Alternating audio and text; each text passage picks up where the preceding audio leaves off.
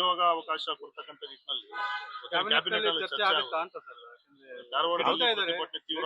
ಅಲ್ಲ, ಆಗ್ಲೂಬಹುದು. ಬಹಳ ಗಂಭೀರವಾದಂತ ವಿಚಾರ. ಯಾಕೆಂದ್ರೆ ಯುವಕರು ನಮಗೆ ನೌಕರಿ ಸಿಕ್ಲಿಲ್ಲ ಅನ್ನೋದು ಬಹಳ ಗಂಭೀರವಾದಂತ ವಿಚಾರ. ಒಂದ್ ಕಡೆ ಅವ್ರನ್ನ ಹೆಚ್ಚು ವಿದ್ಯಾವಂತರಾಗಬೇಕು, ಯೂನಿವರ್ಸಿಟಿಗಳಲ್ಲಿ ವ್ಯಾಸಂಗ ಮಾಡೋದು, PhD ಮಾಡಬೇಕು, ಅದ್ ಮಾಡ್ಬೇಕು, ಇದ್ ಮಾಡ್ಬೇಕು ಅಂತೀವಿ. ಆದ್ರೆ ಅವರಿಗೆ ನೌಕರಿ ಸಿಕ್ಕಿದಾಗ ಸ್ವಾಭಾವಿಕವಾಗಿ ಡಿಸಪಾಯಿಂಟ್ಮೆಂಟ್ ಆಗುತ್ತೆ. ಅದ್ರ ಬಗ್ಗೆನೂ ಚರ್ಚೆ ಮಾಡ್ತೀವಿ. ಯಾಕೆಂದ್ರೆ ಈಗ ಇಂಟರ್ನಲ್ ರಿಸರ್ವೇಶನ್ ನಿಂದ ಸ್ವಲ್ಪ ಮಟ್ಟಿಗೆ ನಮ್ಮ ರಿಕ್ರೂಟ್ಮೆಂಟ್ ಪ್ರೋಸೆಸ್ಸು ನಿಧಾನ ಆಗಿದೆ. ಅದನ್ನ ಸರಿಪಡಿಸ್ಕೊಂಡು ಹೇಗೆ ಮಾಡೋದು ಅನ್ನೋದನ್ನು ಕೂಡ ಚರ್ಚೆ ಮಾಡಿ. ಸರ್, ಬಿಜೆಪಿ ಅಧಿಕಾರದಲ್ಲಿದ್ದಾಗ 2 ಲಕ್ಷಕ್ಕಿಂತ ಜಾಬ್ಗಳನ್ನ ಹಾಗೆ ವೇಕೆಂಟ್ ಹೊಂದಿದ್ರು ಅನ್ನೋ ಆರೋಪ ಕೂಡ ಇದೆ.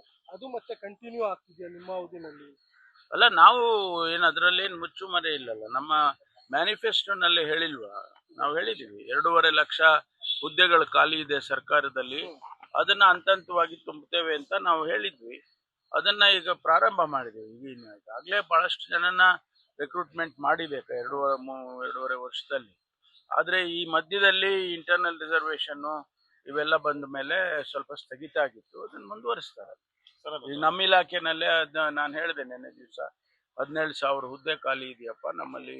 ಈಗಾಗಲೇ ನಮಗೆ ಅನುಮತಿಯನ್ನು ಕೂಡ ಕೊಟ್ಟಿದ್ದಾರೆ ನೋಟಿಫಿಕೇಶನ್ ಮಾಡೋದಕ್ಕೆ. ಅದನ್ನ ನೋಡ್ಕೊಂಡು ಮಾಡ್ತೀವಿ. ಗ್ಯಾರಂಟಿಗಳು ಹೊರೆ ಆಗ್ತಿದೆ ಅಂತ ಸರ್ DK ಶಿವಕುಮಾರ್ ಅವರು ಕೂಡ ಮಾತಾಡಿದ್ದಾರೆ. ಗ್ಯಾರಂಟಿಗಳು ಹೊರೆ ಆಗ್ತಿದೆ ಅಂತ. ಅಲ್ಲ, ನಾವು DK ಶಿವಕುಮಾರ್ ಅವರು ನಮ್ಮ ಅಧ್ಯಕ್ಷರು. ಚುನಾವಣೆಗೆ ಹೋಗುವಾಗ ಮ್ಯಾನಿಫೆಸ್ಟೋನ ನಾವು ಎಲ್ಲರೂ ಸೇರಿ ತಯಾರು ಮಾಡಿದ್ವಿ. ನನ್ನನ್ನು ಅಧ್ಯಕ್ಷನಾಗಿ ಮಾಡಿದ್ರು ಮ್ಯಾನಿಫೆಸ್ಟೋ ಕಮಿಟಿಗೆ. ನಾನು ಕೊಟ್ಟ ಮೇಲೆ ಅಧ್ಯಕ್ಷರು ಅದನ್ನು ಬಿಡುಗಡೆ ಮಾಡಿದ್ರು. ಎಲ್ಲ ಕಲೆಕ್ಟಿವ್ ಆಗಿ ನಾವೆಲ್ಲ ಜವಾಬ್ದಾರಿ ತಗೊಂಡೇನೆ ಈ ಮ್ಯಾನಿಫೆಸ್ಟೋ ನಲ್ಲಿ ಗ್ಯಾರಂಟಿಗಳನ್ನ ಪ್ರಕಟಣೆ ಮಾಡಿದ್ದೇವೆ. ಅವರಿಗೆ ಈಗ ಅನಿಸಿರ್ಬೋದು, ಅವರಿಗೆ ಅನೇಕ ವಿಷಯಗಳು ನಮಗೆ ಗೊತ್ತಿಲ್ಲದೆ ಇರೋದು ಅವ್ರಿಗೂ ಗೊತ್ತಿರುತ್ತೆ. ಹಾಗಾಗಿ ಹಂಗ ಅನಿಸಿರ್ಬೋದು. ಅವಾಗ ಚರ್ಚೆ ಮಾಡುವಾಗ ಇದೆಲ್ಲ ಗೊತ್ತಿತ್ತಲ್ವಾ ಸರ್? ಈ ಕಡೆದು ಆಗುತ್ತೆ, ಹಣ ಎಷ್ಟು ಖರ್ಚಾಗುತ್ತೆ ಅನ್ನೋದು. ಈಗ ಈ ಸಂದರ್ಭದಲ್ಲಿ ಹೇಳೋಂಥ ಅವಶ್ಯಕತೆ ಇಲ್ಲ. ಅವ್ರ ಅಭಿಪ್ರಾಯ ಹೇಳಿದ್ದಾರೆ, ನೋಡೋಣ, ಚರ್ಚೆ ಮಾಡ್ತೀವಿ. ಅವರು ಈಗ ಅಧ್ಯಕ್ಷರೇ ಇದ್ದಾರೆ. ಈಗಲೂ ಕೂಡ ಅವತ್ತು ಅಧ್ಯಕ್ಷರಿದ್ರು, ಇವತ್ತು ಅಧ್ಯಕ್ಷರಿದ್ದಾರೆ. ಈಗ ಇದನ್ನ ಸಾಲ್ವ್ ಯಾರು ಮಾಡಬೇಕು? ಮುಖ್ಯಮಂತ್ರಿಗಳು, ಅಧ್ಯಕ್ಷರು ಮತ್ತು ನಾವುಗಳು ಎಲ್ಲ ಸೇರಿ ಮಾಡ್ಬೇಕು. ಪರಿಷ್ಕರಣೆ ಏನಾದ್ರು ಆಗುತ್ತಾ? ಅದು ಏನು, ಅದು ಅಧ್ಯಕ್ಷರಾಗಿ ಉಪಮುಖ್ಯಮಂತ್ರಿಗಳಾಗಿ ಅವ್ರೇನು ನಮಗೆ ಸೂಚನೆಗಳನ್ನು ಕೊಡ್ತಾರೆ, ಅದನ್ನ ಪರಿಗಣಿಸ್ತೇವೆ. ಆಮೇಲೆ ಸರ್, ಫೈನಾನ್ಷಿಯಲ್ ಸ್ಟೇಬಲ್ ಇರೋರು ಈ ಫ್ರೀ ಬೇಸ್ನೆಲ್ಲ ವಾಲಂಟಿಯರ್ ಆಗಿ ತಗೊಳ್ಬೇಡಿ ಅಂತ CM ಅವರು ಕೂಡ ಮನವಿ ಮಾಡ್ತಿದ್ದಾರೆ. ರಾಜ್ಯ ಸರ್ಕಾರ ಈ ಮಟ್ಟಿಗೆ ಬಂದ್ಬಿಡ್ತಾ ಅಂತ ಸರ್? ಅಲ್ಲ, ಅವರಿಗೆ ನೋಡಿ, ನಾವೇನ್ ಮಾಡೋದು ಅಂದ್ರೆ, ನಾವು ಕ್ಲಾಸಿಫಿಕೇಶನ್ ಮಾಡೋದು ಬೇಡ.